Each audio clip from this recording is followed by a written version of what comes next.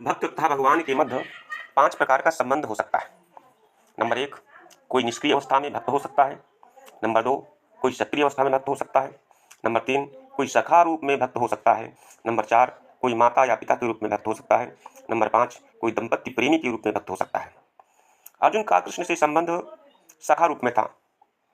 निस्संदेह इस मित्रता यानी सख्य भाव तथा भौतिक जगत में पाई जाने वाली मित्रता में आकाश पाताल का अंतर है। यह दिव्य मित्रता है जो हर किसी को प्राप्त नहीं हो सकती। निस्संदेह प्रत्येक व्यक्ति का भगवान से सीधा संबंध होता है और यह संबंध भक्त की पूर्णता से ही जागृत होता है।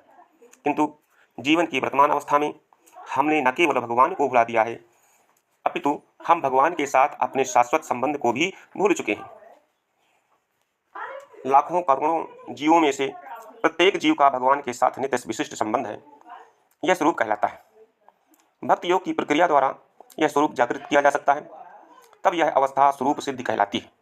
यह स्वरूप की अर्थात स्वाभाविक या मूलभूत स्थिति की पूर्णता कहलाती है। इसलिए अर्जुन भक्त था और वह भगवान के संपर्क में मित्र रूप में था। अर्जुन ने भगवद गीता को किस तरह ग्रहण किया, इसका वर्णन 10वें अध्याय में इस प्रकार से हुआ है। परम ब्रह्म परम धाम पवित्रम परमं भवान पुरुषं शाश्वतं दिव्यम आदिदेवम अजम विभुम आहुस्त्वामृषयः सर्वे देवर्षिः नारदस्तथा असितो देवलो व्यासः स्वयं चैव ब्रवीषि मे सर्वमेतद्धृतं मन्ये यन्मां वदसि केशव न हि ते भवो भगवान् व्यक्ति विदुर्देवा न दानवाः।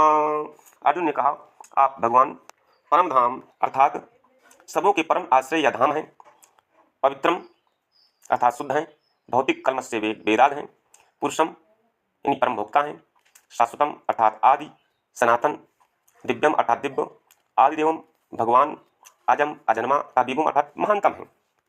कोई यह सोच सकता है कि चूंकि कृष्ण अर्जुन के मित्र थे इसलिए अर्जुन यह सब चाटुकार्ता रूप में कह रहा था, लेकिन अर्जुन भगवत गीता के पाठकों के मन से इस प्रकार के संदेह को दूर करने के लिए इस प्रशंसा की पुष्टि करता है जब वह यह कहता है कि कृष्ण को मैं ही भगवान नहीं मानता, अपितु नारद, असित, देवल तथा व्यासदेव जैसे महापुरुष भी भगवान स्वीकार करते हैं। ये सब महापुरुष हैं जो समस्त आचार्यों द्वारा स्वीकृत वैदिक ज्ञान का वितरण यानी प्रचार करते हैं। इसलिए अर्जुन श्री कृष्ण से कहता है कि वे जो कुछ भी कहते हैं उसे वह पूर्ण सत्य मानता है। सर्वमेतद्धृतं मन्ये, आप जो कुछ कहते हैं उसे मैं सत्य मानता हूँ।